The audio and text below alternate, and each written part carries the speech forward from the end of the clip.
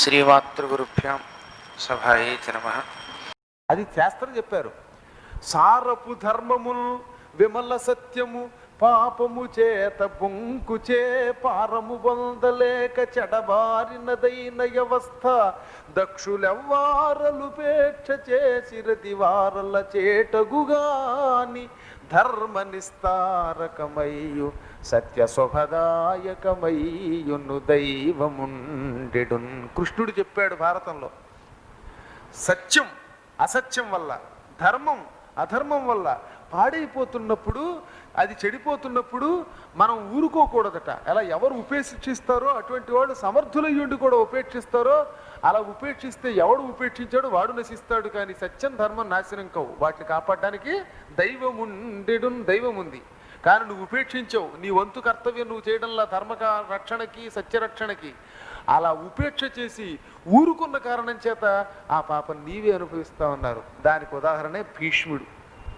అంపశయ్య మీద పడుకుని చచ్చి తీసుకున్నాడు ఆయన. ఎంత ధర్మాత్ముడండి ఆయన! ఎందుకు అంపశయ్య మీద ఇంతకాలం తీసుకోవాల్సి వచ్చింది అని చచ్చిపోయే ముందు కృష్ణుడు అడిగాడు ఆయన.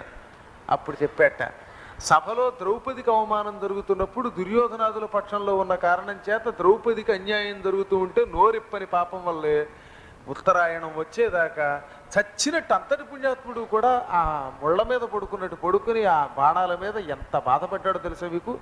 మేన్ విరవిరబోయి అన్నాడు చివరి రోజుల్లో భీష్మ పర్వం, శాంతి పర్వంలో అసలు మాట రావట్లా, పిడచగట్టుకుపోతోంది, శరీరం వణికిపోతోంది. ఈ పరిస్థితుల్లో ధర్మరాజుకి ధర్మాలు ఎలా చెప్పను అని అడిగాడు ఆయన. ఎంత బాధపడ్డాడో చూడండి దాన్ని బట్టి. ఆయన సామాన్యమైన నరకం కాదు, 3 నెలలు అనుభవించాడు నరకం ఆయన. అంటే ధర్మాన్ని ఉపేక్షిస్తే అంత పని అనమాట, పరమ పాపం అది. అప్పుడు ఆ విషయం చెప్పారనమాట. ఓహోహో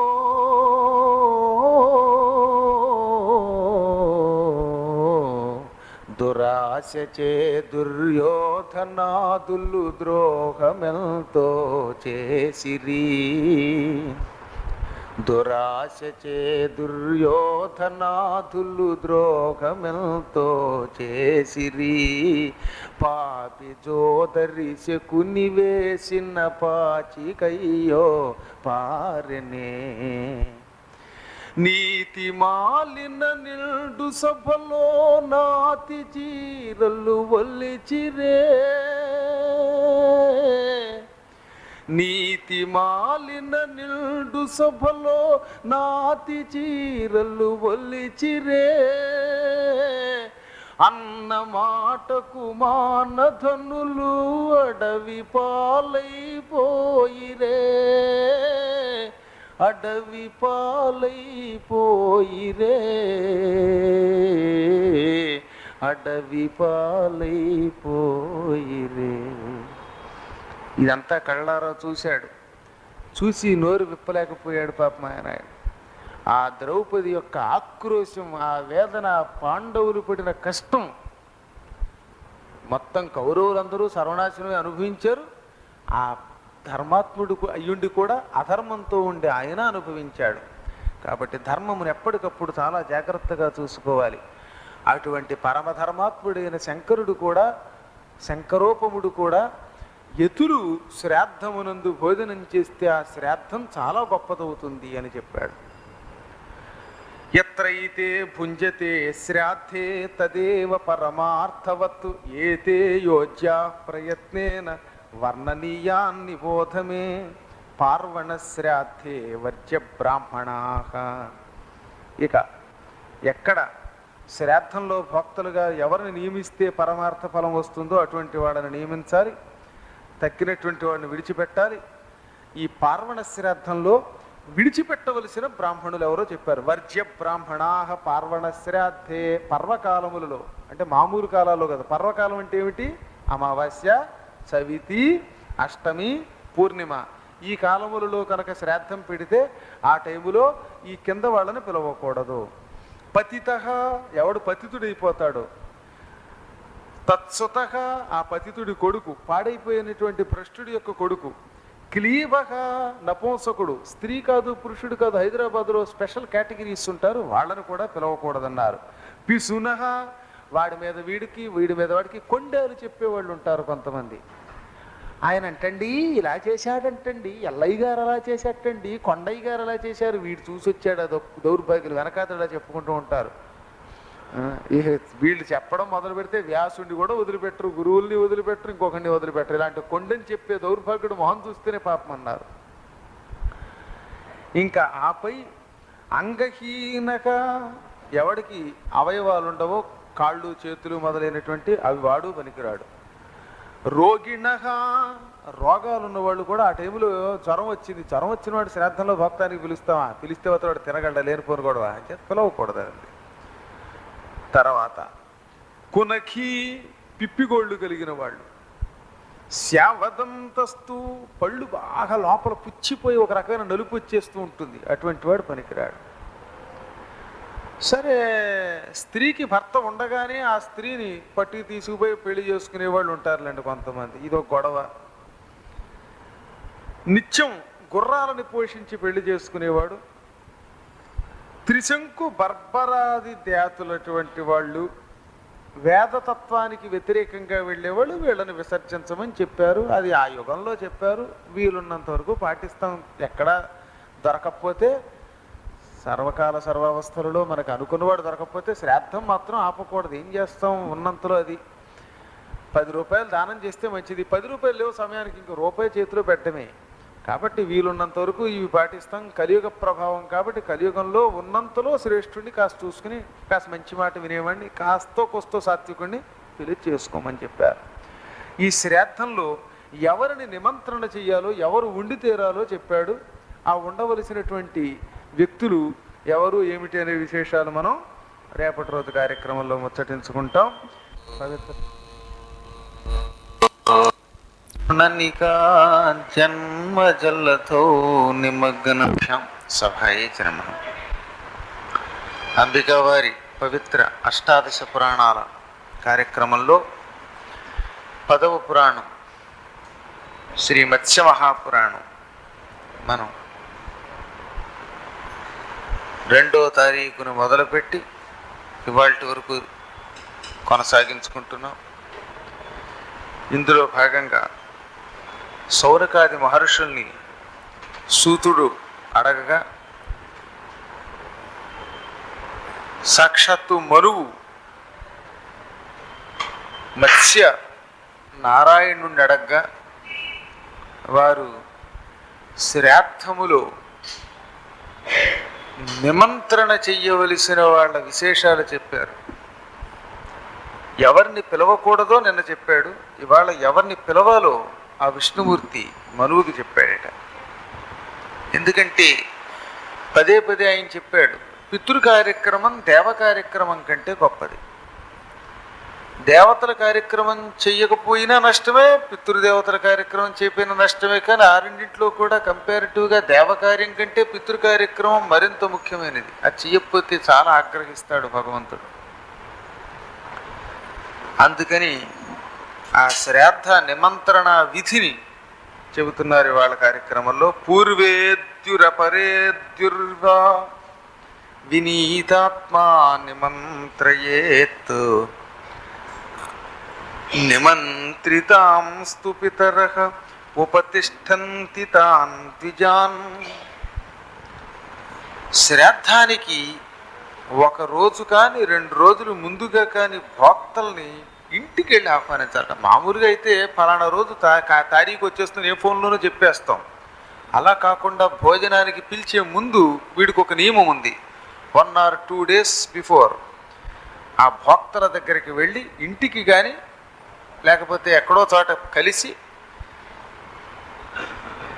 వినయంగా, బ్రాహ్మణోత్తములారా, మా ఇంట శ్రాద్ధ కార్యక్రమం పెడుతున్నాం, మేము భోక్తలుగా మిమ్మల్ని పిలుస్తున్నాం, మీరు రండి, ఈ కార్యక్రమాన్ని సక్రమంగా నిర్వర్తించండి అని ప్రార్థించాలి. వాళ్ళని అంగీకరింపచేయాలి, ఇంటికి పిలవాలి. అలా ఎలా శ్రాద్ధం పెట్టినా సంతోషించే పితృదేవతలు వినయంగా భోక్తల్ని ఆహ్వానిస్తే ఇంకా ఆనందిస్తారట. ఎందుకంటే భోక్తులు అంటే పితృస్వరూపాలు. వాళ్ళని ఎంత వినయముగా మనం ఆహ్వానిస్తే దేవతలకు అంత ఆనందం కలుగుతుంది. పితృదేవతల మీద భక్తి చాలా ఎక్కువగా ఉండాలట. ఈ శ్రాద్ధం పెట్టేవాడికి తన పితృదేవతల మీద సంపూర్ణమైన శ్రద్ధ ఉండాలి. వాళ్ళంటూ ఉన్నారు కాబట్టే ఈ లోకం ఉంది, వారు ఉన్నారు కాబట్టే ఈ శరీరం ఉంది, మనం బతుకుతున్నాం. మన సమస్త కార్యక్రమాలు పితృదేవతల అనుగ్రహం. అందుకని పితృదేవతల మీద భక్తితో ఆ భోక్తలతో మనం ఇలా చెప్పాలట. ఎప్పుడూ కూడా భోక్తలకి మనం ముందే చెప్పుకోవాలి. ఏమని? ఓ భోక్తలారా, దయచేసి మా ఇంట శ్రాద్ధానికి వచ్చే రోజున మీరు ఏ వసంత మహల్ లాడ్జీలోకి వెళ్ళి టిఫిన్ చేయవద్దు. ఈ పూట ఉదయం పూట పలహారం చేయవద్దు. ఆరంభం నుంచి అంతం వరకు క్రోధాదులను విడిచిపెట్టవలయను చెప్పారట ప్రత్యేకంగా. అక్రోధనై, మీరు ఈ ఒక్కరోజు కోపం విడిచిపెట్టండి. శౌచపరై, శుచిగా స్నానం చేసి పవిత్రంగా ఉండండి. సతతం బ్రహ్మవాదిభిః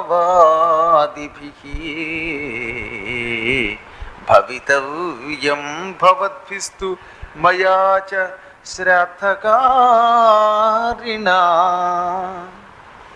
ఈరోజు ఉదయం నుంచి సాయంత్రం వరకు దేవతలకి సంబంధించిన మాటలు, తత్వమునకు సంబంధించిన మాటలు, మంచి మాటలు మాట్లాడండి. అవతల వాళ్ళు రెచ్చగొట్టిన క్రోధం తెచ్చుకోకండి. ఈ ఒక్కరోజుకి మీరే కాదు, శ్రాద్ధకర్తనేండి నేను కూడా అలాగే ఉంటాను. ఇలా నేను మీకు చెప్పానని తమరు ఆగ్రహించక ఈ శ్రాద్ధాన్ని జాగ్రత్తగా నడపడానికి మీరు కర్తవ్యాన్ని వహించండి అని ప్రార్థించాలట. అది డిమాండ్ కాదు, ప్రార్థన. వాళ్ళు ఏం వేళాకోళం ఏంటి, మన ఇంట్లో భోక్తలుగా వచ్చారంటే పరమ దైవస్వరూపాలుగా భావించాలి. అందుకే ఆ ఒక్క పూట మనం కూడా వాళ్ళ మీద కోపగించకూడదు. కొంతమంది మన ఇంటికి పిలిచాక ఆ భోక్తల మీద, బ్రాహ్మల మీద కోపగిస్తారు. పెళ్ళిళ్ళలో కూడా అంతే, పురోహితుల మీద గైగైలాడిపోతారు. అలా గైగైలాడిపోవడం పాపమట. ఆ రోజుకి వాళ్ళు మన ఇంట్లో దేవతలే. వాళ్ళు ఎన్ని తప్పులు చేసినా ఆ రోజు వాళ్ళ మీద కోపగించకూడదు. అలా కోపగించిన వాడు తన నరకానికి పడిపోతాడు. అందువల్ల ముందే మనం జాగ్రత్తగా మనం కంట్రోల్తో ఉండాలి, వాళ్ళని ప్రార్థించాలి ఆ ఒక్కరోజు. అయితే నియమం పాటించండి, మా జాగ్రత్తల్లో మేముంటాం, మీ జాగ్రత్తలో మీరు ఉండండి అని ముందే చెప్పాలి. అలా ఉంటాడని నమ్మకం ఉన్నవాడినే పిలవాలి. ఈ శ్రాద్ధానికి వాళ్ళు వచ్చాక ఆ రోజంతా మనం వారిని గౌరవించాలి. ఇంకా శ్రాద్ధం జరపవలసిన ప్రక్రియ ఏమిటంటే ఎక్కడెక్కడ జరపాలో చెప్పారు. గోశాలలలో కానీ, సరస్సులలో కానీ, సరస్సులు అంటే సరాసరి నీళ్ళలో దిగిపోమని కదా, ఆ సరస్సు ఒడ్డున గంగా, యమున మొదలైన నదీ తీరాలలో కానీ, లేదా జల సమీపం ఏదైనా ఒకనొక చెరువు ఒడ్డున కానీ, అది ఇది కాకపోతే ఆవు పేడతో అలికిన ఇంటి ప్రదేశంలో కానీ ఈ పని చేయాలి. ఇవాళ ఇళ్ళన్నీ చక్కని రాళ్ళు వేసామండి, స్టోన్స్, పాలిష్డ్ స్టోన్లు వేసాం, లేకపోతే దాని పేరు ఏంటంటారు, మొజాయిక్ ఫ్లోర్లు వేసాం. ఆవు పేడతో అలకడం కుదరదు అని భయపడుతున్నాం. కానీ తద్దినం పెట్టడానికి ఉపయోగించే కాస్త ప్రదేశము ఆవు పేడ అలకాలట. ఆవు పేడ పెట్టవలసిందే. తద్దినం అయ్యాక దాన్ని కడిగేసుకోండి.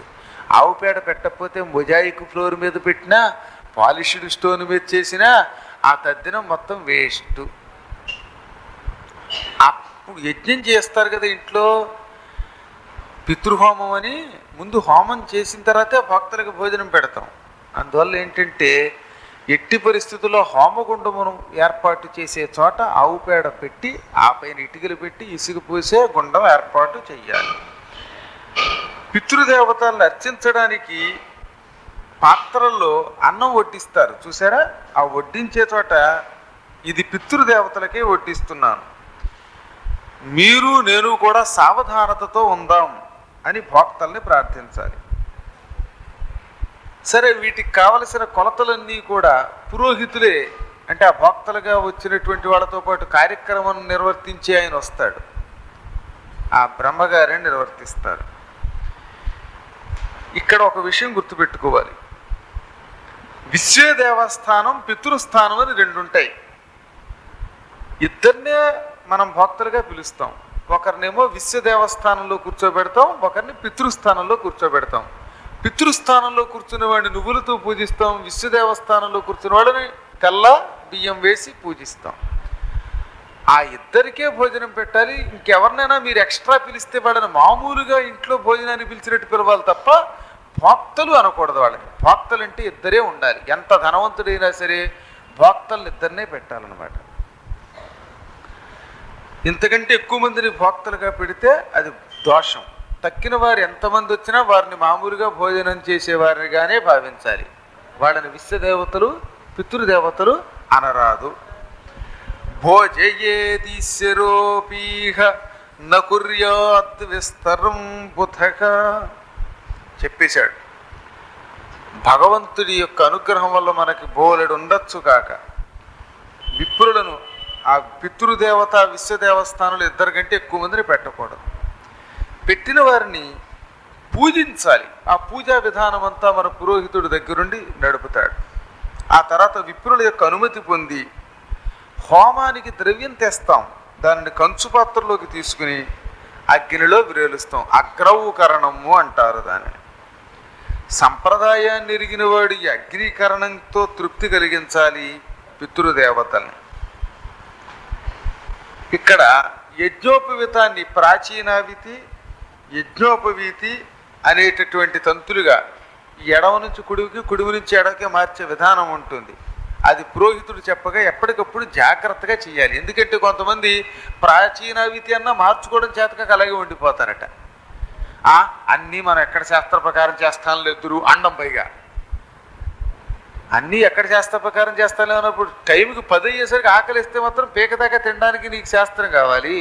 అన్నం వండేటప్పుడు ఎన్ని నీళ్లు పోయాలో అన్నీ పోస్తావు. తిండిలోకి ఎంత కూర కావాలో అంతా వేసుకుంటావు, ఎంత పెరుగు కావాలంటే అంతా వేసుకుంటావు.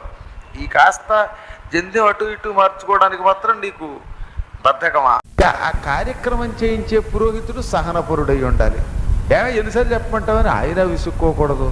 నీ దొంప తెంచుతున్నావయ్యా మమ్మల్ని జంధ్యం ఇటు మార్చి అటు మార్చి అని ఈయన తిట్టుకోకూడదని శాస్త్రం. సరే దేశకాలమాన పరిస్థితులు అనుకోండి. ఇప్పుడు అవన్నీ ఓపికలే పడడం లేదు. అసలు తద్దినం అంటే ఏమిటి అంటున్నారు కొంతమంది. అందుకే ఇది ఎక్కడ తద్దినం రా బాబు అనే సామెత కూడా పుట్టింది.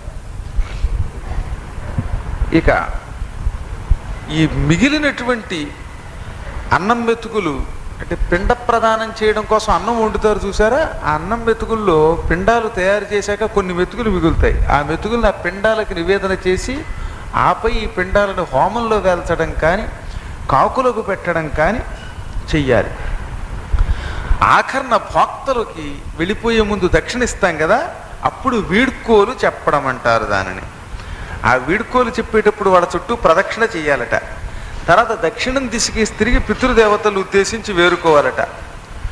ఓ పితృదేవతల్లారా, మీరంతా సంతృప్తి పొందుదురుగాక, మా దాతలు వృద్ధి పొందుదురుగాక.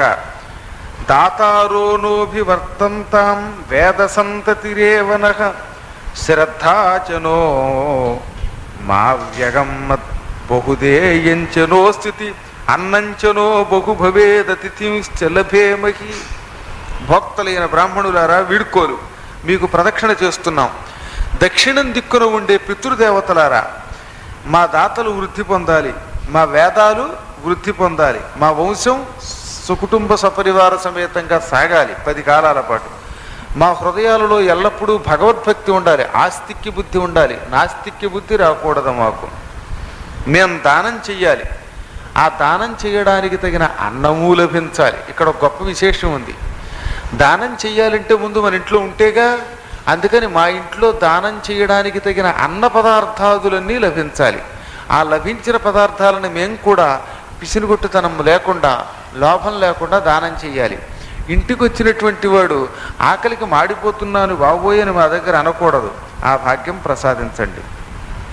యాచకులు మా ఇంటికి వచ్చి అడిగాక వాళ్ళకి పెట్టకుండా ఒట్టినే పంపించే దౌర్భాగ్య స్థితి మాకెప్పుడూ కలగకుండుగాక.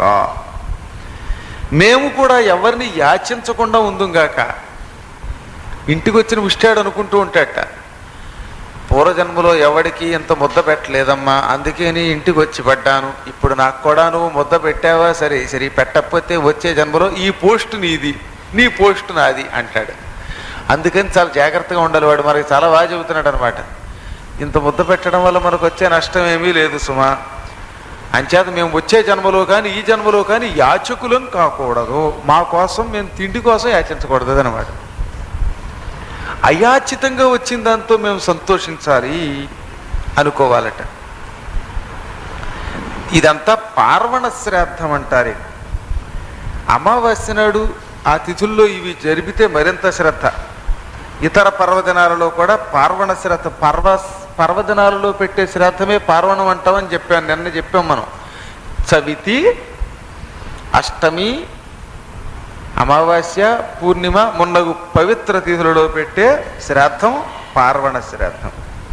శ్రాద్ధం ముగిసాక ఈ పిండాలను ఎవరికి పెట్టాలో మళ్ళీ చెబుతున్నారు ఒక్కసారి. గోవులకైనా పెట్టాలి, మేకలకైనా పెట్టాలి,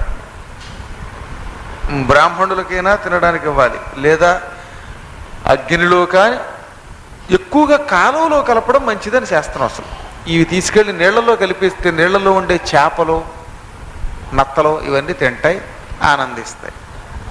ఇంకా కాలువ దొరకని వాడే ఈ అగ్నిహోత్రాదులలో వ్రేల్చాలి. ఆవులు దొరికితే ఆవులకి పెట్టడం కూడా చాలా మంచిదన్నారు పిండం. పక్షులకు కూడా ఆహారంగా వెయ్యవచ్చు. కాకులకి మొదలైన వాటికి, కాకులు చిన్న చిన్న పిట్టలు వస్తాయి, వాటికి వెయ్యొచ్చు.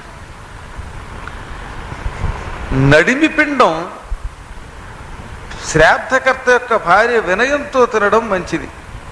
ఓ పితృదేవతలారా, ఈ పిండ ఆహారం వల్ల నా గర్భంలో పద్మమాలికలు ధరించే కుమారుణ్ణి కలగజెయ్యండి అనాలట. పితృకార్యం ముగిశాక వైశ్యదేవం అనే కార్యక్రమాన్ని అప్పుడు జరపాలి. ఇక్కడ ఇంకొక నియమం ఉన్నది. ఏమిటంటే శ్రాద్ధ కృత్తు శ్రాద్ధ భుక్చైవ సర్వమేతద్వివర్చయేత్ ఇష్టై సహ తతశాంతో పుంజీత పితృసేవితం పునర్భోజనం అధ్వానం యానమాయాసమైథునం. ఈ శ్రాద్ధ దినం నాడు అంటే ఈ తద్దినం పెట్టిన రోజున తద్దినం పెట్టే కర్త, శ్రాద్ధకర్త కానీ అందులో భోజనం చేసిన వాడు కానీ ఈ ఇద్దరూ కూడా రాత్రికి భోజనం చేయకూడదు. ఈ మధ్యన రాత్రికి భోజనం చేయకపోయినా పగలు చేసిన ఆ గారెలో, పగలు ఉన్న ఆ అరిసెలో, అప్పాలో, పాయసమో సాయంత్రానికి తింటున్నారు. అసలు ఆ పూట సాయంకాలానికి ఏం తినకూడదట. బీపీ, షుగరు చచ్చే స్థితిలో ఉన్నవాడు మాత్రం కొద్దిగా గారె మొక్క ఏదో తినచ్చు, ఎక్కువ తినకూడదు, స్వల్పంగా తినాలి. చచ్చిపోతాను అనుకున్నవాడు, లేనివాళ్ళు కాస్త ఇలా స్ట్రాంగ్గా ఉన్నవాళ్ళు నిరాహారంగా ఉండడం మంచిది అన్నారు. ఇంకా రాత్రిపూట ప్రయాణం చేయకూడదు. ఆ రాత్రికి ఇంకా ఆ రోజంతా ప్రయాణం పనికిరాదు. వాహనాల మీద కూడా ప్రయాణం చేయకూడదు. శ్రమ కలిగించే పనులు చేయకూడదు. ఆ పూట కూలీ పనులవి చేయకూడదు. సరే, ఇక భార్యా సాంగత్యాదులు పనికిరావు. వేదం చదవకూడదు. ఆ రోజు కొట్టుకోకూడదు. ఇదేంటో తెలియదు కానీ ఈ భక్తులు ముఖ్యంగా వెళ్ళిపోయిన తర్వాత ఎక్కువ మంది కొట్టుకు తెచ్చిపోతూ ఉంటారు. అన్నదమ్ములు కలిసి పిండాలు పెట్టేవాళ్ళు ఉంటారు చూసారా, ఎప్పుడూ లేనిది ఆ రోజే మర్నాడు మళ్ళీ ఎవరిదన్నా వెళ్ళిపోతారనమాట. అన్నదమ్ములు నేను చాలా చోట్ల చూశాను. వాటికి పెద్ద సమస్య అనమాట. నేనే పిండం పెట్టాలా, నాకు 100 ఇచ్చావు, నువ్వు 1000 ఇచ్చావు అని ఈ అన్నదమ్ములు కొట్టుకు చావడం అనేది ఈ శ్రాద్ధ నాడు ఉంటుంది. పాప పితృదేవతలు ఏడుస్తారట. పితృదేవతలు ఏడవడం వల్లే ఆ వంశంలో పుత్రులకు ఇబ్బంది వస్తుందట. గుర్తుపెట్టుకోండి, ముఖ్యంగా ఆడపిల్లల కంటే మగవాళ్ళకి ఎక్కువ ఇబ్బంది. ఆ శ్రాద్ధం పెట్టేటటువంటి వాళ్ళు అన్నదమ్ములు కనుక ఆ రోజు కొట్టుకున్నారా, ఈ అన్నదమ్ములు ఇద్దరు కొడుకులకి కూడా ఎప్పుడో ఒకప్పుడు ఏదో గండం వచ్చి వాళ్ళు ఇబ్బంది పడతారు. చాలా డేంజర్, అది చేయకూడదు. పితృదేవతలకు అది మహా బాధ. ఇదిగో ఇక్కడే చెప్పాను నేను, 61వ పేజీలో కూడా ఉంది ఆ విషయం, వచ్చి చూసుకోండి మీరు. చేయకూడదు అన్నాడు అంతే. కలహం పనికిరాదు. స్వాధ్యాయం కలహం వైరం దివా సుప్తంచ సర్వదా. అంటే వేదాధ్యయనం పనికిరాదు, తగాదాలు పనికిరావు, వైరం అసలు పనికిరాదు, దివాసుప్తం ఆ పగలు పడుకోకూడదు. మనం ఏం చేస్తాం, తద్దినన్నాడు భోజనం చేసి పీకిదాకాను శుభ్రంగా గుర్రు గుర్రు అని నోట్లోంచి గుర్రు, కింద నుంచి బర్రు, ప్రాణం తినేస్తున్నారు ఈ కలికాలంలో. అనకూడదు కానీ అలా అన్నానని ఏమనుకోకండి. ఇవి పనికిరావు అని నేను చెప్పలేదు, ఈ విష్ణుమూర్తి చెప్పాడు. మీకు కోపం వస్తే ఆయన అడగండి. అనేన విధినా శ్రాద్ధం నరస్త్వద్ధే వినిర్వపేత్ కన్యాకుంభ వృషస్థేర్కే కృష్ణపక్షేతు సర్వశః. ఇంకా అబ్ధిక శ్రాద్ధం, ఏడాదికోసారి పెట్టే శ్రాద్ధం నాడు కూడా ఇదే విధంగా చేయాలి. ఏడాదికోసారి పెట్టే శ్రాద్ధము ఈ పర్వ శ్రాద్ధము సమానమే. ఇప్పుడు ఉదాహరణకి ఒక ఆయన ఏ మాఘ పంచమి నాడో పోయారనుకోండి బహుళ పంచమి, మళ్ళీ ఏడాది నాడు మాఘ పంచమి నాడే బహుళ పంచమి నాడే అది పెట్టాలి. అలాగే ఒక ఆయన అమావాస్య నాడు పోయాడు, ఒక ఆయన ఏదో పూర్ణిమ నాడు పోయాడు, ఆ పూర్ణిమ ఏడాది రాగానే ఆ తిథి నాడు పెడతాం, అదే తిథి, దానినే తత్తు దినము, ఆ దినము, అది కాస్త తద్దినం అయిపోయింది కర్మ. తద్దినము అంటే ఆ రోజు, ఏ రోజు తండ్రి పోయాడో తల్లి పోయిందో ఇలావన్నీ ఆ దినాలన్నమాట. ఆనాడు మళ్ళీ శ్రాద్ధం పెట్టేటప్పుడు దానిని ప్రత్యాబ్ధిక శ్రాద్ధము అంటే ఎవ్రీ ఇయర్ పెట్టేటటువంటి శ్రాద్ధం. ఆనాడు కూడా ఇవే నియమాలు, ఈ నియమాల్లో ఇంకేం తేడా లేదు.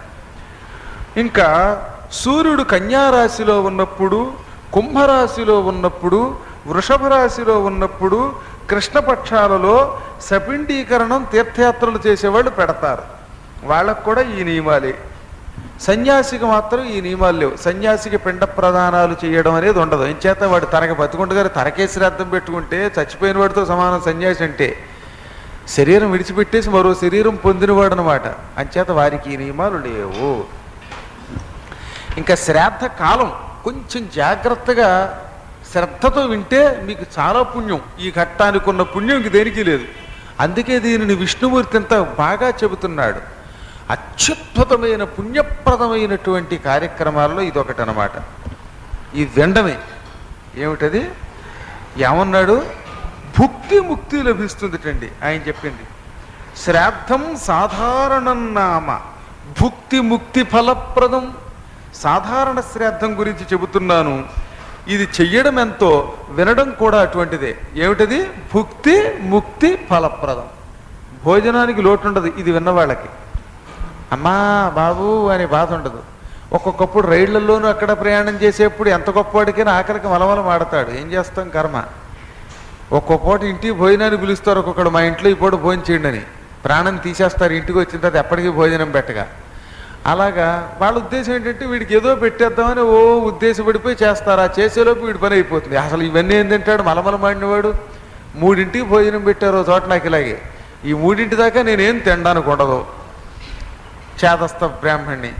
అంచేత ఆ రకంగా 3ంటి దాకా మాడాక 3ంటికి అక్కడ తినేది ఏముంటుంది? ఇంత ముద్ద. కాబట్టి కొన్ని విషయాలలో భుక్తికి లోటు వస్తుంది. అలాంటి లోట్లు కూడా రావు. సరే మోక్షం గ్యారంటీ అన్నారు. ఈ నైమిత్తిక శ్రాద్ధాలలో రెండవదైన సాధారణ శ్రాద్ధ విధానం ఏమిటి? ఉత్తరాయణం దక్షిణాయనం ఈ రెండూ ప్రవేశించే కాలం. మొన్న 14వ తారీఖు నాడు ఏమొచ్చింది? సంక్రాంతి. సంక్రాంతి అంటే ఏమిటి? సూర్యుడు మకర రాశిలో ప్రవేశించాడు. అదే మకర సంక్రమణం, అదే ఉత్తరాయణ పుణ్యకాలం. ఇదేమన్నారు? ఉత్తరాయణ పుణ్యకాల ఆరంభం. మళ్ళీ సూర్యుడు 6 నెలల తర్వాత కర్కాటక సంక్రమణంలోకి వచ్చినప్పుడు దాన్ని ఏమంటాం? దక్షిణాయనం. ఈ రెండు కాలాల్లోనూ పితృదేవతలకి పిండ ప్రదానాలు చేయడం కానీ తర్పణం చేయడం కానీ చేస్తాం. ఇది సాధారణ శ్రాద్ధము. మనం ఎంతమంది చేస్తున్నాం ఇప్పుడు అర్థమైందా? సంక్రాంతి నాడు గుమ్మడికాయ ఎందుకు వండుతారో తెలుసో తెలియకో పిండ ప్రదానం చేయడం చేత కానీ వాడు గుమ్మడికాయని పులుసు ముక్కలో వేసి ఇంత అన్నం ముద్ద తీసి విస్తర్లో ముందు పెడితే అది కూడా పిండ ప్రదానం చేసినట్టే. అందుకే పూర్వం గుమ్మడికాయ ఖచ్చితంగా దానం చేయడం కానీ వండుకోవడం కానీ చేసేవారు. సంక్రాంతి నాడు గుమ్మడికాయని బంగారంతో కానీ వెండితో కానీ అధమపక్షం డబ్బుతో కానీ దానం చేయాలి. ఇలా దానం చేసిన వాడు ఖచ్చితంగా పిండ ప్రదానం చేసినట్టే. అందుకనే పూర్వులు అవన్నీ చేశారు. గుర్తుందో లేదో మీకు, పూర్వం కూష్మాండదానం అనేవారు మకర సంక్రమణ అన్నాడు. దక్షిణాయనం కూడా ఇంతే. అంచేత ఈ రెండు ప్రవేశ పుణ్యకాలాదులలోనూ కూడా వాటిని చేసి తీరవలసిందే అని శాస్త్రం. పగలు ఈ రెండు సమానంగా ఉండే కాలాలు ఉన్నాయి. వాటిని విషువత్తులు అంటారు. విషువత్తులు అంటే ఏమిటి? రాత్రి పగలు ఈ రెండు సమానంగా ఉంటాయి. సంవత్సరానికి 2 రోజులు మనకి సోషల్ స్టడీస్లో వాటిలో ఇస్తారు. ఆ 2 రోజులు కూడా చాలా జాగ్రత్తగా ఈ కార్యక్రమాలు చేయాలి. సూర్యుడు ఆయా రాసుల్లో ప్రవేశించేటప్పుడు కూడా హరివాసుదేవ ఇంకా సూర్యుడు ఆయా రాసుల్లో ప్రవేశించేటప్పుడు మొత్తం 12 రాసులు ఉన్నాయి కదా, మేషం మొదలుకొని మేనం, ఆ రాసుల్లో ప్రవేశించినప్పుడు కూడా ఇది మాత్రం అవకాశం ఉన్నవాళ్ళు చేయొచ్చు, లేని వాళ్ళు అక్కర్లా. అందరికీ అవకాశం ఎక్కడ ఉంటుందండి? అది మకర సంక్రమణం, కర్కాటక సంక్రమణం గ్యారెంటీగా చేయాలి, తక్కిన సంక్రమణాలు కూడా ఉన్నాయి, అవి మాత్రం మీ వీలు బట్టి చేయండి అన్నారు. తీర్థయాత్రలకి నదీ స్నానాలకు వెళ్ళిన వాడు మాత్రం సాధ్యమైనంత వరకు తర్పణాదులు విడిచిపెట్టండి. అన్నిటికంటే చాలా గొప్ప తిథి ఒకటి ఉంది, ఆ తిథికి చాలా విలువ. ఆ తిథే మాఘమాసస్య సప్తమ్యాం అథ సా రథసప్తమీ పానీయమప్యత్ర తిలైర్విమిశ్రం దద్యాత్ పితృభ్య ప్రయతో మనుష్య శ్రాద్ధం కృతం తేన సమాన్ సహస్రం రహస్యమేతత్పితరో వదంతి. వైవస్వత మనువు కాలములో, అంటే మొన్న మనకి కృతయుగం ప్రారంభమయ్యే కాలంలో వైవస్వతమును ఉన్నాడు. ఆ మన్వంతర ఆదిలో మాఘ శుక్ల సప్తమీ తిథి నాడు, రేపు రాబోతుందిగా మనకి మాఘమాసం, ఇప్పుడు పుష్యం, ఇది అయ్యాక మాఘం వస్తుంది. అప్పుడు శుక్లపక్షంలో వచ్చే సప్తమి తిథి నాడు సూర్యుడు ఒక రథాన్ని ఏర్పాటు చేసుకున్నట్టు. అంత పూర్వం రథం మీద తిరిగేవాడు, డైరెక్ట్గా తిరిగేవాడు, రథం మీద తిరిగేవాడు కాదు. ఈ మాఘ శుక్ల సప్తమి నాడు ఒక రథాన్ని ఏర్పాటు చేసుకున్నాడు. ఎందుకంటే ఆయన కాళ్ళు వాటిని విరగ్గొట్టి పారేశారు. ఎవరు? మనం చెప్పుకున్నాం, విశ్వకర్మ గారు అరగదీసి పారేశాడని. అందుకని ఆయన రథాన్ని ఏర్పాటు చేసుకున్నట్టు పాపం. అందుకే ఆ రోజున ఏమంటారు? రథ సప్తమి. రథ సప్తమి అనుకోవడమే కానీ కారణం ఇది. అంత పూర్వం వరకు కాలినడకన తిరిగే స్వామివారు, కాలినడకన ద్వారకా తిరుమల టింగు టింగ్ అని తెగ తిరిగే స్వామివారు పాపం కాళ్ళు ఆయన లాగేశాక తన మహామహిమతో తిరగడం మాని రథంలో కూర్చుని ఉంటాట. అందుకని సూర్యుడు రథారోహణ చేసిన అతిథి రథసప్తమి. ఈనాడు మానవుడు ఏం చెయ్యాలో చెబుతున్నారు. పొద్దున్నే నియమ ప్రకారంగా స్నానం చేసి నువ్వులు నీళ్లు కలిపి చేతిలోకి తీసుకుని, ఓ మా పితృదేవతలారా, మీకు వీటిని సమర్పిస్తున్నాను. నువ్వులు నీళ్లు కలిపితే దాన్ని ఏమంటాం? తిలోదకాలు. తిలము అంటే నువ్వులు, తిలలు ప్లస్ ఉదకాలు, తిలోదకాలు. ఇవి మీకు సమర్పిస్తున్నాను, వీటిని మీరు స్వీకరించండి, దీనితో నన్ను అనుగ్రహించండి అనాలి. మీకు సంస్కృతం అక్కర్లా, చెయ్యవలసిన పని ఎంతో సింపుల్. రథసప్తమి నాడు సూర్యోదయానికి ముందే స్నానం చేసి ఉదయించే సూర్యుడికి ఎదురుగుండా నిలబడాలి. కాబట్టి ఉదయించే సూర్యుడికి ఎదురుగుండా నిలబడాలంటే మీరేం చేయాలి? ఆల్రెడీ అప్పటికే స్నానం చేసేయాలి. చేతిలోకి నువ్వులు నీళ్లు తీసుకోవాలి. ఓ పితృదేవతలారా, ఈ నువ్వులు నీళ్లు మీకు వదిలిపెట్టేస్తున్నాను, మీరు వీటిని స్వీకరించండి అనాలి. చాలు. దీనివల్ల ఎంత ఫలితమో చెప్పారు. ఎంతకాలమట? శ్రాద్ధం కృతం తేన సమాసహస్రం. అంటే 1000 సంవత్సరాల కాలం యథావిధిగా నిత్యం శ్రాద్ధం పెట్టిన ఫలితం వస్తుందట ఈ ఒక్కదాని వల్ల. ఇప్పుడు కొట్టరే చప్పట్లు, నా మొహం మీరు, మీ మొహం నేను తీసుకోవడం కదా, కోటి చెప్పి అచ్చద శ్రాద్ధం కృతం తేన సమాసహస్రం రహస్యమేతత్ పితరో వదంతి. చప్పట్లు కొట్టండి అన్నాను ఒకసారి, నేను పొరపాటున కర్మగాలి చప్పట్లు అన్నా, ఇప్పుడు కాదు, నేను ఒకప్పుడు సంగతి చెబుతున్నా. ఒకప్పుడు ఇది విన్నారు, కొట్టరేమంటే టపటపటపని అనుబాదనం మొదలెట్టారు. నా అదృష్టం, అందుకే టేబుల్ ఇక్కడ మిమ్మల్ని అక్కడ కూర్చోబెడుతున్నాను. అంచేత ఏంటంటే 1000 సంవత్సరాల కాలం చెప్పారండి. సమాహ సహస్రం అంటే 1000 ఏళ్ళు వరస పెట్టి అన్ని పర్వదినాలలో ప్రతి సంవత్సరం పితృదేవతలకి పిండ ప్రదానాదులు చేసిన పుణ్యం వస్తుందట. ఇన్నాళ్ళు మేము తెలియక పిండం పెట్టలేదండి, మాకు గండం వచ్చిందండి బాబోయ్, మా నెత్తి మీద ఆ గండం తొలగించి పాలు పోసారండి అని మీరు ఆనందించవలసిందనమాట. రాబోతుంది. చాలా మీరు ఎంత అదృష్టవంతులో. నేను చాలాసార్లు అనుకుంటూ ఉంటాను, ఈ పురాణాలు కూడా మిమ్మల్ని టైం చూసి చెప్పిస్తున్నాడేమో భగవంతుడు అనిపిస్తుంది. అమ్మవారి సంకల్పం కదా ఇది. మరి అంబికా దర్బార్ భక్తి వాళ్ళు చెప్పడం అంటే వాళ్ళు చెప్పించడం కాదు, ఇక్కడ అంబికా మాతయే వాళ్ళ మనస్సులో ప్రవేశించి చెప్పిస్తోంది. అందుకే ఇదే మీకు ఎప్పుడో మొన్న నవంబర్లోనో లేకపోతే ఇంకెప్పుడో చెప్తే ఈ విషయం మర్చిపోతారు. కానీ ఇప్పుడు పుష్యం ఇంకా మనం రేపు మాఘం వరకు చెప్పుకుంటాం కాబట్టి ఇది మనకు గుర్తుండిపోతుంది. రేపు మాఘమాసం రాగానే రథసప్తమి నాడు మీరు ఇది గుర్తుపెట్టుకుని చాలా తొందరలో ఉంది కాబట్టి ఇంకా కేవలం 15-20 రోజుల్లోకి వచ్చాం కాబట్టి మీరు ఏం చేస్తారు, పొద్దున్నే ఆడా మగ అని తేడా లేకుండా, భర్త ఉన్నాడు లేడు అనే తేడా లేకుండా, ముసలాడు ముక్కాడని తేడా లేకుండా, పండితుడు దౌర్భాగ్యుడు అనే తేడా లేకుండా అందరూ ఈ పని చేస్తారు. ఇంత మంచి మాట చెప్పినందుకు తలకో 8 పదాలు దక్షిణ ఇచ్చేస్తారు. ఈయనకు కూడా కొట్టేశారంటే ఇది ఇష్టం అనమాట మీకు. సరే కానివాడు పాపం, సంతోషం. చప్పట్లు కొట్టడం కాదు, ఒట్నే ఏవో బాధించడం కాదు, క్రియారూపంలో కూడా ప్రసాదిస్తారు. అది వేరే విషయం. సరే, ఈ సరదా విషయం పక్కన పెడితే 1000 సంవత్సరాల కాలం శ్రద్ధతో యథావిధిగా శ్రాద్ధం పెట్టినంత మహాఫలితం కలుగుతుంది. వైశాఖ్యాముపరాగేషు రథోత్సవ మహాలయే తీర్థాయతన గోష్ఠేషు ద్వీపోద్యాన గృహేషు చ వివిక్తేషు ఉపలిప్తేషు శ్రాద్ధం దేయం విజానత. మరొక మంచి విషయం చెప్పాడు. వైశాఖ మాసంలో, వైశాఖ మాసం మనకి ఈసారి మే నెలలో వస్తోంది. ఆ వైశాఖ అమావాస్య నాడు, వైశాఖ అమావాస్య అని చెప్పగానే ఒక ఆయన బయటకు వచ్చి అంటాడు, శుక్లపక్ష అమావాస్య అండి కృష్ణపక్ష అమావాస్య అంటే అడుగుతున్నాడు. అమావాస్య శుక్లపక్షానికి కృష్ణపక్షానికి ఉంటుందా? సప్తం అంటే శుక్లపక్షమా కృష్ణపక్షమా అని చెప్పాలి. రథసప్తం అంటే గ్యారంటీగా శుక్లపక్షమే అని తెలుసు మనకి. కానీ అమావాస్య నెలకు ఒక్కరోజే ఉంటుంది. పూర్ణిమ కూడా అంతే, ఒక్కరోజే ఉంటుంది. ఇంకా శుక్లపక్షం కృష్ణపక్షం ఉండదు, దానికి ఒకటే పక్షం. ఆ అమావాస్య నాడు నెక్స్ట్ గ్రహణాలు వచ్చినప్పుడు, ఎన్ని గ్రహణాలు ఉన్నాయి మనకి? సూర్యగ్రహణం, చంద్రగ్రహణం.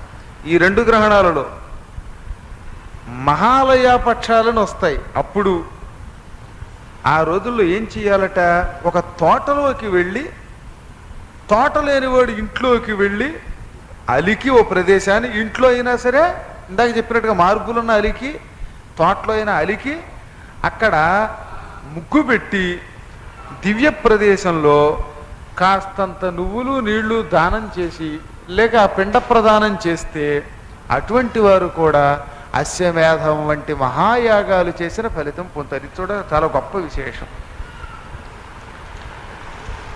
ఇక సేమ్ ఇదురుగుట్లాగే భోక్తల్ని వాళ్ళని పిలిచి ఇళ్లలో చేసే కార్యక్రమాలు ఎలాగో ఈ రోజుల్లో కూడా, ఈ వైశాఖ మాసాదుల్లో కూడా భోక్తల్ని వాళ్ళని పిలిచి భోజనాలు పెట్టడం, ఇవన్నీ చేయడం చాలా మంచిదట.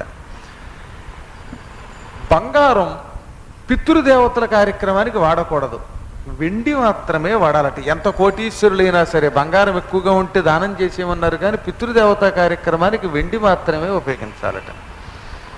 ఎందుకనంటే పితృదేవతలు తమ యొక్క దివ్య సంకల్పంతో ఈ వెండిని చేశారు. తథార్ఘ్యపాత్రే పిండేపి పితॄణాం రాజతం మతం శివనేత్రోద్భవం యస్మాత్ తతస్తత్ పితృవల్లభం అమంగళం తద్యత్నేన దేవకార్యేషు వర్జయేత్. పితృదేవతలకి నువ్వులు నీళ్లు విడిచిపెట్టే పళ్ళెంగా వాడే పళ్ళాలు ఏ పళ్ళాలు వాడాలి అంటే వెండి పళ్ళాలు వాడాలి. మీకు ఈ శ్రాద్ధంలో నువ్వులు నీళ్లు పుచ్చుకుని ఏం చేస్తారు, విడిచిపెట్టండి అంటారు ఓ పళ్ళెం పెట్టి. ఆ పళ్ళెంలో ఏ పళ్ళెం వాడితే మంచిది, వెండి వాడితే మంచిది. అక్కడ బంగారు పళ్ళెం పనికిరాదు. ఎందుకంటే వెండి శివుడి కంటిలో నుంచి పుట్టిందట, శివుని యొక్క నేత్ర సంభవం వెండి. అందుకే అది పితృదేవతలకు ప్రీతికరం.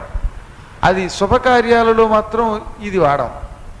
దేవకార్యాలకైతే బంగారము తక్కిన పళ్ళాలు వాడచ్చు. అంటే మామూలు సంధ్యావందనాదులకు కాదు వాడకూడదని అంటల్లా. ఈ నువ్వులు నీళ్లు కలిపిచ్చేటప్పుడు మాత్రం ఈ నియమాలు వెండిలోనే వెయ్యాలి, బంగారంలో వేయకూడదు. నెక్స్ట్ భగవంతునికి నివేదన చేసే పదార్థాలు మాత్రం వెండి పళ్ళల్లో వాడుకోవచ్చు. తనకి లభించే పాత్రల్లో లోహాలు లేని వాళ్ళు ఏం చేయాలి, ఇంకా అప్పుడు వాళ్ళు వెండి దొరకకపోతే అందరూ భయపడతారు, మా ఇంట్లో వెండి పళ్ళాలు దొరకట్లేదంటే. వెండి పళ్ళెం లేకపోతే స్టీల్ పళ్ళెము, ఇత్తడి పళ్ళెము, ఏదో పళ్ళు, అది లేకపోతే మట్టి మూకుళ్ళు అయినా సరే ఆ పని మాత్రం ఆపకూడదు. ఈ వంక పెట్టి పని ఆపకూడదు. తర్వాత ఓ పితృదేవతలారా, నేను మిమ్మల్ని అందరినీ భక్తి శ్రద్ధలతో ఆవాహన చేస్తున్నాను అని ఆవాహన చేసి వెండి పళ్ళెంలోకి ఈ నువ్వులు నీళ్లు విడిచిపెట్టే వాళ్ళకు కూడా దైవానుగ్రహం లభిస్తుంది. భక్తులు భుజించే టైంలో చాలామంది చేసే పని ఒక పని ఉంది. తమ సోది చెప్పుకుంటారు. సోది కాదట, వినయంగా వాళ్ళ దగ్గరే కూర్చుని మీకు ఇష్టమైన పదార్థాలు తినండి, కష్టమైన పదార్థాలు వదిలేయండి. వడ్డించాం కదా అని అన్నీ తినమని నేను అన్నాం. పడే పదార్థాలు తినండి, పడని వదిలేయండి అనాలి. ఏండోయ్ వడ్డించారు పారేస్తే కుదరదండోయ్ తినండి అని వాడి డొక్క నింపేసి కూరేసి గొట్టం పెట్టి కూరేస్తే ఎలాగా? ప్రాణం తినేస్తారు ఈ వడ్డించేవాడు కొంతమంది. ఆ చేదస్తం చాలా ప్రమాదం. అందుకే ఎవడింటికి నేను సాధ్యమైనంతరు నా జీవితంలో భోజనానికి వెళ్ళడం అంటే నాకు చికాకు. ఎందుకనంటే వాడు మొహమాటం లేకుండా ఏది కావాలో అది తింటాడు. బలాత్కారంగా వాడికి వడ్డిస్తే అది తిన్నది అరగకపోతే వాడికి అజీర్ణం పట్టుకుంటే వాడికి లేకపోతే తక్కువ ఇబ్బంది పడితే అది ఇబ్బంది. కాబట్టి ముందే ప్రార్థించాలయ్యా మీకు ఇష్టమైనవి తినండి అని. ఏది ఇష్టమో అది తింటాడు. కష్టమైంది అనవసరంగా వాడు తింటే వాడికి అనారోగ్యం కలిగించే వాడి చేత తినిపించరాదు, అది కూడా ప్రమాదమే. దక్షిణ మీరు ఇష్టం మొహమాట లేకుండా పుచ్చుకోండి జేబులో కూరేయండి, ఏం పర్వాలా, అక్కడే మొహమాట పడక్కర్లా. తిండి దగ్గర మొహమాట పెట్టి వెనకడికి ఒక ఆయన ఉండేవాడు, పోసుకోండి చారు అట్టుకొచ్చేవాడు. చారుకు మొహమాట పెట్టి దౌర్భాగ్యం, చారుకు కూడా మొహమాటమేనండి. ఇంకేదో పోనీ ఏ పాయసానికో మొహమాట పట్టాడంటే అర్థం అది. చారు దగ్గర మాత్రం ఇంత చెంపట్టుకొచ్చి పోసేసేవారు అనమాట. అలాగా ఆ ఆకులు మాత్రం భోక్తల్ని తీయమనకూడదు, ఇంట్లో వాళ్ళే తీయాలి, గుర్తుపెట్టుకోండి. భోక్తలు తృప్తిగా భుజించిన తర్వాత ఆ ప్రదేశాన్ని ఆవు పేడతో కానీ ఆవు మూత్రంతో కానీ అలకాలి. సరే, బ్రాహ్మణులు భోక్తలు ఇంట్లో ఉన్నంతవరకు ఎంగిలాకులు తీయకూడదండోయ్. వాళ్ళు బయటికి వెళ్ళాక గడప దాటాక దక్షిణ ఇచ్చాకే అప్పుడు తీయాలట. ఈలోపు తీసేస్తారు చాలామంది, అది కూడా డేంజరే అంటున్నాడు ఇక్కడ. వాళ్ళు ఇళ్లలోంచి వెళ్ళేదాకా ఆపాలి. ఎప్పుడు తింటాడు రా బాబు వీడమ్మ గడుపుమాడు, వీడు కదలదేమిరా బాబు చచ్చిపోతాం అనుకోకుండా కాస్త తిట్టుకోకుండా ఒక్కపోటే. అందుకే భోజనం పెట్టే ముందు రోజు మనం పిలిచేటప్పుడే అయ్యా రేపు పొద్దున్న మీరు వెళ్ళాకే ఆకులు తీయాలనే నియమాలు చెప్పండి కావాలంటే, లేకపోతే వాడు కూతురు సోచి చెబుతూ ఉంటాడు ఇక అక్కడ కూర్చుని. కసున్న భోక్త అయితే ఇంకా ఆ రోజు సాయంకాలం దాకా కదలకుండా కూర్చుంటే వీడు వాడిని పొమ్మనకూడదు. కాబట్టి ఇదో పెద్ద యాతన, కాబట్టి కొంచెం జాగ్రత్తలు తీసుకోవాలి. శ్రాద్ధ ప్రక్రియ ముగించాక వీడ్కోలు చెప్పడానికి అంటే భోక్తల్ని గుమ్మం దాకా తీసుకొచ్చి వెళ్ళాలట, భార్య బంధువులతో పాటు. మరోసారి నమస్కరించి వెళ్ళి రండి బాబు అని తిట్టుకోకుండా ఒక నమస్కారం వినయంగా చేసి లోపలికి రావాలి. ఇవన్నీ కూడా నియమాలు. ఇంకిక్కడ చాలా గొప్ప విశేషాలు చెప్పారు 18వ అధ్యాయంలో. అశౌచ నిర్ణయం, ఇది చాలామంది అనుక్షణము ప్రశ్నలు వేస్తూ ఉంటారు. ఎవరెవరికి ఎంతెంత కాలం శౌచ్యం ఉంటుంది, అశౌచ్యం ఉంటుంది, ఇవి తెలుసుకోవాలి. మత్స్యరూపుడైన నారాయణుడు మరువుతో ఇలా చెప్పాడు, దశాహం శావమో శౌచం బ్రాహ్మణేషు విడీయతే. బ్రాహ్మణులకి, క్షత్రియులకి, వైశ్యులకి, శూద్రులకి అందరికీ ఈ అశౌచ విషయాల్లో తేడాలు ఉన్నాయి వారి వారి యొక్క నియమాలను బట్టి. బ్రాహ్మణులకి 10 రోజులు పూర్తవుతుంది, 11వ రోజుతో శుద్ధి కార్యక్రమం. క్షత్రియులకి 12 రోజులు, ఇంట్లో ఎవరైనా పోతే ఆ ఇంటి పేరు వాళ్ళు 12 రోజులు. 13వ రోజు శుద్ధి చేసుకోవాలి. బ్రాహ్మడు 11వ రోజు చేసుకుంటాడు, క్షత్రియులు 13వ రోజు చేసుకుంటారు, వైశ్యులు 15 రోజులు పాటించి 16వ రోజు శుద్ధి చేసుకోవాలి. అంటే 11వ రోజు 12వ రోజు ఇంటికి వచ్చి బ్రాహ్మడు కార్యక్రమం చేసినా సంపూర్ణ శుద్ధి అవ్వాలంటే మళ్ళీ వీళ్ళు స్నానం 16వ రోజు చేయాలి. అదే శూద్రులకైతే 30 రోజులు పాటించాలి దీనిని. అంటే 11 బ్రాహ్మడికి, 13 క్షత్రియులకి, 16వ రోజు స్నానం వైశ్యులకి, 31వ రోజు స్నానం శూద్రులకి. ఆ రోజు నెత్తికి స్నానం చేస్తేనే శుద్ధి, అంతవరకు సంశుద్ధి కాదు. ఇంకా చిన్నపిల్లలైతే తల్లిదండ్రులు ఆ స్థాయి వాళ్ళు కాకుండా ఉపనయనం కూడా కాని వాళ్ళు చచ్చిపోతే వాళ్ళకి కేవలము 1 రోజుతో సరిపోతుంది. ఎవరికైనా అంతే. కాదు ఉపనయనం అయ్యాక కనుక వివాహం కాకుండా చచ్చిపోతే 3 రోజులు మృతాశౌచం. జాతాశౌచం కూడా సేమే, 10, 12, 15, 30 రోజులు వరుసగా. తండ్రి మరణిస్తే ఏడాది సూతకం, తల్లి పోతే 6 నెలల సూతకం. కొంతమంది ఏమంటారంటే మా ఇంటి పేరుటి వాళ్ళు లేకపోతే మా అన్నయ్యో అదో ఇదండి వాళ్ళకి ఏమన్నా వచ్చిందా తేడా అని. వాళ్ళెవరికి ఏటి సూతకం ఉండదు. ఏటి సూతకం కేవలం తండ్రికే ఉంటుంది. తల్లికైతే 6 నెలలు ఉంటుంది. తక్కిన ఇంటి పేరు వాళ్ళందరికీ కేవలం 12 రోజులతో పోతుంది. సంశుద్ధికేమో తల్లి తండ్రి పోతే శుద్ధికేమో ఇప్పుడు ఇందాక చెప్పినటువంటి 11, 15 తర్వాత 11, 13, 16, 31 రోజులు. అలా కాకుండా ఇంటి పేరిటి వాళ్ళకైతే మాత్రం ఇదే విధానం మళ్ళీ యథాప్రకారంగా. ఈ విశేషాలన్నీ ప్రార్థనాగాన సంఘం వారు వేసిన పుస్తకాల్లో వేశాం. మీరు ఎప్పుడన్నా ఇప్పుడు రాసుకోవడం కుదరని వాళ్ళు ఒకవేళ రాసుకుంటామంటే 69వ పేజీలో ఉన్నాయి, రాసుకోండి, ఏం పర్వాలేదు. ఇక్కడే 69వ పేజీలో ఉంటాయి. కాదండి పుస్తక రూపంలో వేస్తే మేము కొంచెం బద్దకిష్టం అండి, మీరు మామిడి పండు ఇచ్చినా ఒలిచిపెట్టి కోసిస్తేనే తినగలమండి అనుకున్నవాడు ఆ పుస్తకం తీసుకుందరు, కానీ ఆయన ఇస్తేను. ఇంకా అస్థి సంచయం చేయడం అంటే ఎముకలు పోగు చేసి నదుల్లో కలుపుతారుగా కొంతమంది, తల్లో తండ్రో వీళ్ళెవరినో కాల్చాక అస్థికల్ని నిమజ్జనం చేయడం అని ఒక కార్యక్రమం ఉంది. దహనం జరిపిన పిమ్మట ఈ అస్థికల్ని పోగు చేయటం అనే కార్యక్రమం 12వ రోజు లోపు చెయ్యాలి. 11వ రోజు 12వ రోజు ఆ రోజుల్లో చెయ్యాలి. వాటిని వారి వారి యొక్క సంప్రదాయాలకు అనుగుణంగా ఇక్కడ ఇచ్చారు. ఏ గోత్రం వాళ్ళు ఎప్పుడెప్పుడు చేయాలో చెప్పారు. అదంతా పెద్ద గందరగోళం కాబట్టి ఆ విషయాన్ని ఇక్కడ ఈ వ్యక్తిగతంగా తెలుసుకోవాలి. కౌండిన్య, ఆత్రేయస, శ్రీవత్స, కొత్సస, వాధూలస ఇత్యాది గోత్రాల వాళ్ళు ఉన్నారు. ఈ గోత్రాల వాళ్ళకి నియమం, తక్కినటువంటి వాళ్ళకి మాత్రం మామూలుగా వశిష్ఠ గోత్రం అని, పైడిపాల గోత్రాన్ని ఇలాంటి ఉన్నటువంటి వాళ్ళందరూ కూడా 11, 10 రోజులలో అస్థి సముచ్చయం చేసేసి అస్థికల్ని ఒక కుండలో కానీ పెట్టిలో కానీ పెట్టేసుకుని 13వ రోజు దాటిన తర్వాత బయలుదేరి ఎక్కడైనా సరే నిమజ్జనాదులు చేసేసుకోవచ్చు. ఇక ప్రేతానికి సంవత్సరంలోపు, చచ్చిపోయిన సంవత్సరంలోపు భగవంతుని కథలతో కూడిన భాగవతం అనేది సప్తాహ దీక్షతో వినిపిస్తే, సంవత్సరంలోపు భాగవత సప్తాహం చేయించుకుంటే ఆ ప్రేతాత్మ వైకుంఠాది లోకాలకు వెడుతుంది. 12 రోజుల వరకు కూడా, చచ్చిపోయిన 12 రోజుల వరకు కూడా ప్రేతాత్మ తన పొలం, పుత్రులు, భార్య వీళ్ళని చూస్తూనే ఉంటారటండి. అందుకే 12వ రోజు వరకు ఇంట్లోంచి బయటికి వెళ్ళకూడదన్నారు. 12 రోజుల వరకు ఏం చేస్తారట, నా పెళ్ళాం, నా బిడ్డలు, మా వాళ్ళు, నా పొలం అని చూసుకుంటూ ఉంటారట. వీళ్ళు నాకు సరిగ్గా కార్యక్రమాలు చేస్తారా లేదా అని చూస్తారట. అందుకే ప్రేతాన్ని ఉద్దేశించి నీటితో కానీ పాలతో కానీ నిండిన పాత్ర పెడతారు, చూసారు లేదో. కిందేమో నవధాన్యాలు పెట్టి ఆ నీళ్లు టిక్కు టిక్కు అని పడేలా చేస్తారు.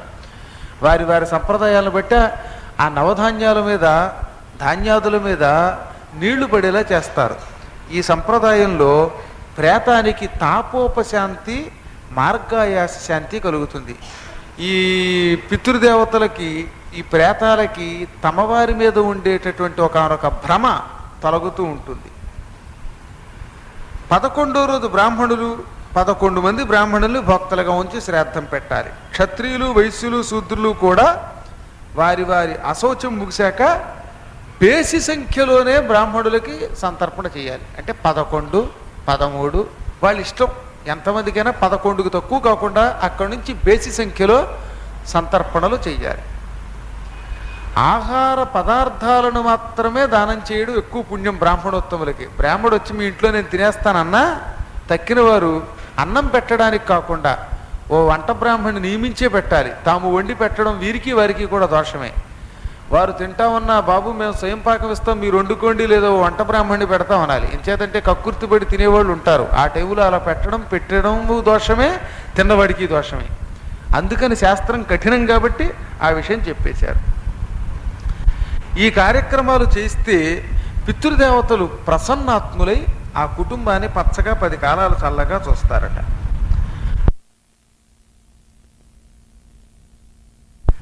శ్రాద్ధాలలో ఎవరెవరు ఉండాలి అంటే మేన అల్లుడు ఉండాలట, సోదరి యొక్క సంతానం ఉండాలి శ్రాద్ధ కాలములలో. అందుకే తన చెల్లెలు కానీ అక్క కానీ వాళ్ళ బిడ్డలుంటే, కొడుకులుంటే పిలుచుకొస్తారట. శ్రాద్ధ కాలంలో 12 గంటలు దాటాకే పిండ ప్రదానాదులు కార్యక్రమం చేయాలి, భోక్తృత్వం చెయ్యాలి. శ్రాద్ధములో ముఖ్యమైనవి నువ్వులు ముఖ్యమైనవి. శ్రాద్ధ కాలంలో ముఖ్యమైనవి నీళ్లు ముఖ్యం. నొరగొచ్చిన నీళ్లు, పాడైపోయిన నీళ్లు, తర్వాత రాత్రే పట్టేసిన నీళ్లు ఇవి వాడకూడదు శ్రాద్ధ కాలములో. శ్రాద్ధంలో పెండలం పనికిరాదు, ఉల్లి పనికిరాదు, నీరుల్లి పనికిరాదు, వెల్లుల్లి రెండూ పనికిరావు. శ్రాద్ధకాలములో ఎంత మనిషి నియమవంతుడై ఉంటాడో అంత మంచిది. పెక్కుమంది కుమారులుండి మేము ఎవరికి వాళ్ళం విడిపోయి పెడుతున్నాం అనడం దోషమట. తప్పనిసరి పరిస్థితుల్లో విదేశాల్లో ఉంటే తప్ప అన్నదమ్ములందరూ కలిసి ఒకే చోట పెట్టడం శుభ్రత. ఇవాళ కలియుగంలో కొట్టుకు తెచ్చిపోయి అన్నగారు వేరే తమ్ముడు వేరే అని పెట్టుకుంటున్నారు, కానీ అది శాస్త్ర సమ్మతం సంపూర్ణంగా కాదు. సరిగా శతకోటి దరిద్రాలకు అనంతకోటి ఉపాయాలని దానికి ఏదో మార్గం చెప్పి చేస్తే అది వేరే విషయం. వీలున్నంత వరకు కలసే పెట్టవలని అని చెప్పారు. అలా పెడితేనే పితృదేవతలు సంతోషిస్తారట. అన్నదమ్ములు కొట్టుకుని విడిపోతే ఆ అన్నదమ్ములు పెట్టే శ్రాద్ధ కార్యక్రమాల వల్ల పితృదేవతలు సంపూర్ణ తృప్తి పొందలేరు. ఏం చేస్తాం అది? కానీ అలాగని మానకూడదు, ఉన్నంతలో పెట్టి తీరాలి. ఏం చేస్తాం? అన్నగారికి అంటే తమ్ముడికి పడక, తమ్ముడు అంటే అన్నకి పడినప్పుడు ఇద్దరూ కొట్టుకుని మానేయకూడదు, పెట్టడం తప్పదు. వీలున్నంత వరకు లోపల ఎడమొహం పెడమొహం అయినా ఆ కాసేపు ఒకరితో ఒకరు మాట్లాడుకోకపోయినా కార్యక్రమం చేసి తర్వాత మర్నాడు నుంచి తిట్టుకోండి, మళ్ళీ దిక్కుమాల పేరు కానీ కొట్టేసుకోమనండి పర్వాలా. ఆ ఒక్కరోజుకి మాత్రం కలిసి ఉండండి. దీనివల్ల ఆ వంశం నిర్వంశం కాదు. కౌశిక్ ఆ గోత్రం వాళ్ళు ఎవరన్నా ఉంటే వాళ్ళు మరింత శ్రద్ధగా ఉండండి, వాళ్ళు చెయ్యొద్దండి, వాళ్ళ కోసం మరింత జాగ్రత్తగా చెబుతున్నారు. కౌశిక్ గోత్రం వాళ్ళని ఉన్నారు వీళ్ళు. అటువంటి వాళ్ళ కోసం ఒక గొప్ప కథ చెప్పారు. కౌశిక దాయాదకృత శ్రాద్ధాత్తేషాం విష్ణులోక ప్రాప్తి. విష్ణులోక ప్రాప్తి పొందారట. అంచే చెయ్యత్రాన్ని ఇప్పుడు మొహమాట పడుకుని ఇప్పుడు ఎత్తండి. అమ్మో విష్ణులోకం పొందేమట అయితే పెడదామని. ఇందాక ఏం చెబుతాడు అనే భయంతో చెయ్యిక అలా చేసుకున్నవాడు ఇప్పుడు చెయ్యెత్తవచ్చునట. ఏమని ఒక గొప్ప కథ ఇది. ఋషులు అడగ్గా దీనిని సూత్రుడు చెప్పాడు. కథం కౌశిక దాయాదాహ ప్రాప్తాస్తే యోగముత్తమం పంచభిర్జన్మ సమృద్ధై కథం కర్మక్షయో భవేత్. ఋషులు సూతుడిని అడిగారు, నీవు చెబుతూ ఇందాక అనేక గోత్రాల గురించి చెప్పావు, అందులో కౌశిక వంశీయుల గురించి విన్నాం, మేము కూడా ఇదివరకు చూచేగా కొన్ని విన్నాం. ఈ కౌశిక వంశీయులు తాము జరిపిన శ్రాద్ధానికి ఫలితంగా ఉత్తమ యోగం పొందారట, కర్మక్షయం కలిగి విష్ణులోక ప్రాప్తి పొందారట. ఈ కౌశిక వంశీయులు చేసిన ఆ కర్మం ఏమిటి, వాళ్ళు ఎలాగా అద్భుతమైన విష్ణులోకాన్ని పొందగలిగారు అనగా సూత మహర్షి ఇలా చెప్పాడు. ఈ క్షేత్రాలలో భూలోకంలో అన్నిటికంటే గొప్ప క్షేత్రం కురుక్షేత్రం. దానిని ధర్మక్షేత్రం అంటారు. ధర్మక్షేత్రే కురుక్షేత్రే సమవేతాయుత్సవక అంటాడు భారతంలో కూడా. అది ధర్మక్షేత్రం అట. పరమ పాపాత్ముడు కూడా కురుక్షేత్రం రాగానే పాపం పోతుంది. తక్కిన చోట్ల చేసిన హింస కూడా కురుక్షేత్రంలో స్నానం చేస్తే ఆ హింసా పాపం పోతుంది. అందుకే పరశురాముడు 21 మార్లు క్షత్రియ సంహారం చేశాక ఆ పాపం తొలగడానికి కురుక్షేత్రం వచ్చి శమంత మంచకంలో 5 రక్తపు మడుగులు ఏర్పాటు చేసి స్నానం చేసి ఆ పాపం తొలగించుకున్నట్ట. పాండవులు కౌరవుల్ని యుద్ధానికి అక్కడికి ఎందుకు తీసుకెళ్లారు? అక్కడికి వెళ్ళి యుద్ధం చేస్తే హింసా పాపం పోతుంది పాండవులకి, అందుకని అక్కడికి తీసుకెళ్లారు. కురుక్షేత్రంలో ఈ సూర్యగ్రహణం చంద్రగ్రహణాల నాడు బంగారం దానం చేస్తే ఇక వాడు 1,000,000 జన్మల యజ్ఞాలు చేసిన మహాఫలితం పొందుతాడు. అందుకే అది కురుక్షేత్రం అన్నారు, ధర్మక్షేత్రం అన్నారు, దివ్యక్షేత్రం అన్నారు. అది చాలా అద్భుతమైన భూమి. అది అక్కడ ఉండే కుండాలలో సంకల్పం చెప్పుకు స్నానం చేసినంత మాత్రం చేతే సకల కల్మషాలు హరించుకుపోతాయి. అక్కడికి అడుగు పెట్టడం అంటేనే అసలు ముందు 1000 జన్మల సంస్కారం ఉండాలన్నారు. కురుభూమియల్దున కోరి శ్రద్ధాశక్తి దాన కర్మాదుల తత్పరతను చేయు మానవుడందు శివలోక సంప్రాప్తి మోక్షమును పొందు మోక్షమందును విష్ణు ముక్తిపడయు. కురుక్షేత్రంలో పర్వకాలాదులలో కోరి యాత్రకి వెళ్ళి భక్తి సంశ్రద్ధలతో స్నానాదులు చేసి యథాశక్తితో స్నానాదులు దానాదులు చేసేవాడు. అక్కడ అన్నదానాదులు చేసేవాళ్ళు, అక్కడ అన్నం తిన్నవాడు కూడా ఆఖరికి. అటువంటి వారందరూ శివలోకం కావాలంటే శివలోకం, మోక్షం అంటే మోక్షం, వైకుంఠం అంటే వైకుంఠం, ఏది కావాలంటే అది నిస్సంశయంగా పొందుతాడు. అందుకే కురుభూమి అంటే అటువంటిది. దీక్షా నియమాదులు ఉన్నవాళ్ళు మాత్రం వెళ్ళడానికి వీల్లేదట. అందుకే కొన్ని సందర్భాల్లో వెళ్ళడానికి వీల్లేదంటాం. ఓ కంకణం ధరించి మధ్యలో ఆ కంకణం ఉండగా అది విసర్జించకుండా లేక ఆ కార్యక్రమం పూర్తి కాకుండా వెళ్ళకూడదు. ఆ భాగవత సప్తాహాదులు అవి చేసేటప్పుడు అందుకే మధ్యలో పెడతానంటే వద్దని నేను కారణం అది, అవన్నీ కారణం ఇదే. కావాలంటే సప్తాహం పూర్తయిపోయాక దీక్షా విరమణ చేసి ఈ కంకణం అక్కడ విసర్జించవచ్చు, దోషం లేదు. కానీ మధ్యలో వదిలిపోరాదనమాట.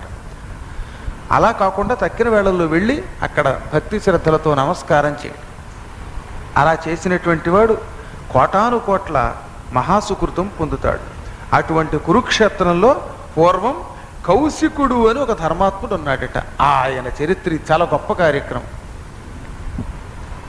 ఆ వంశం వాళ్ళు ఇప్పటికి కూడా కౌశిక సుగోత్తులు అనేవాడు ఈ కథను వినాలి అని శాస్త్రం. అసలు కౌశికో నామ ధర్మాత్మ కురుక్షేత్రే మహాన్ ఋషికి నామత కర్మతస్తస్య సుతాన్ సప్త నిబోధత. ఆ కురుక్షేత్రంలో కౌశికుడు అనే ధర్మాత్ముడు ఒక మహర్షి ఉండేవాడు. ధర్మాచరణలో ఇక అటువంటి వాడు లేడు, కర్మాచరణలో అటువంటి వాడు లేడు. ఆయనకి 7 కొడుకులు, తండ్రికి తగిన పుత్రులు. వీళ్ళంతా సూర్యుడు ఉదయించిన వెంటనే స్నానం చేసి కురుక్షేత్రంలో స్నానం చేసేవారు.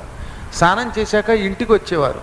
ఇంటికి వచ్చేలోపు ఏం చేసేవారట, స్నానం చేసిన వెంటనే వీళ్ళు ఈ బట్టలు ఆరేసెక్కడా ఆ బట్టలు ఆరేలోపు పొడి వస్త్రాలు మడి వస్త్రాలు పట్టుకెళ్ళి ధరించి ఇసుకలో కూర్చుని జపం చేసి ఆ జపం పూర్తి ఒడ్డుకు వచ్చేసరికి ఆ వస్త్రాలు ఆరేవిట. అంటే ఎండొచ్చేదాకా అక్కడే జపం చేసేవారు.